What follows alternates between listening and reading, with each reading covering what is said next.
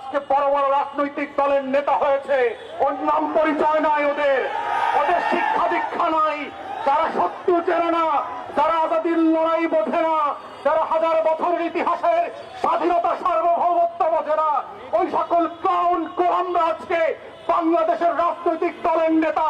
এবং তারাই প্রত্যেক পাড়ায় মহল্লায় এলাকাবাসীর কাছে ভোট চেয়ে বেড়াচ্ছে।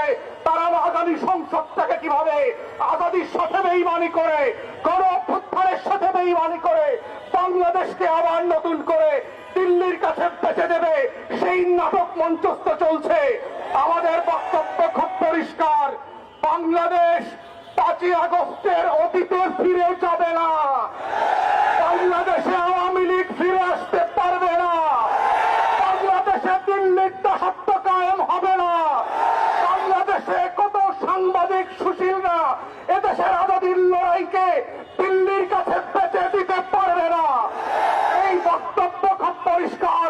যারা বাংলাদেশের আনাচে কানাচে প্রান্তে ঘুরে বেড়ান নাই, যারা বাংলাদেশের অলিতে গলিতে টং দোকানে আজাদির আকাঙ্ক্ষা বোঝেন না, যারা ওসমান হাদির নামটা পর্যন্ত সুন্দর করে উচ্চারণ করতে পারেন না, যারা ইনকিলাব মঞ্চের নাম শোনেন নাই, তারা আগামী দিনের বাংলাদেশে অপ্রাসঙ্গিক হয়ে যাবেন। এবং এটাই হচ্ছে আগামী দিনের রাজনীতির মূল তত্ত্ব কথা। এটাই হচ্ছে আজাদির বাংলাদেশ, এটাই হচ্ছে বাংলাদেশ 2।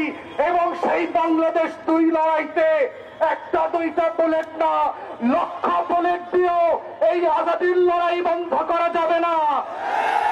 আপনারা বারবার চেষ্টা করেছেন, হেফাজতের গণহত্যা হয়েছে, 1,64,000 বুলেট পেরেছিলেন।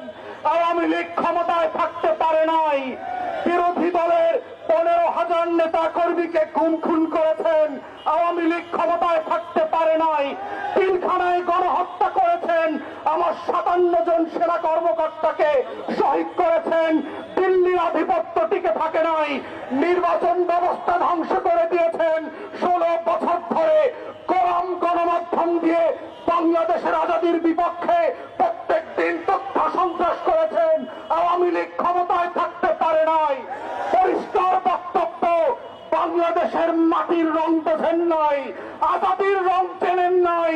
ওটা আওয়ামী লীগের পতাকার রং না, ওটা লাল সবুজের রং। ওটার জন্য লক্ষ লক্ষ মানুষ জীবন দেওয়ার জন্য যেমন প্রস্তুত আছে, আগামী দিনেও থাকবে। অতএব শত্রুরা সাবধান, লক্ষ বলে প্রস্তুত রাখতে পারেন। আমরাও লাল সবুজের পতাকা বুকে পেঁচিয়ে দিয়ে বাংলার আনাচে কানাচে আমার স্বাধীনতা আজাদির লড়াই চালিয়ে যাব। শরীফ ওসমানদেরকে নতুন করে পাড়ায় মহল্লায় আবার পরিচিত করানো হবে এবং সেভাবেই প্রজন্ম থেকে প্রজন্ম ইনকিলাব জিন্দাবাদ হয়ে থাকবে। ইনকিলাব, ইনকিলাব।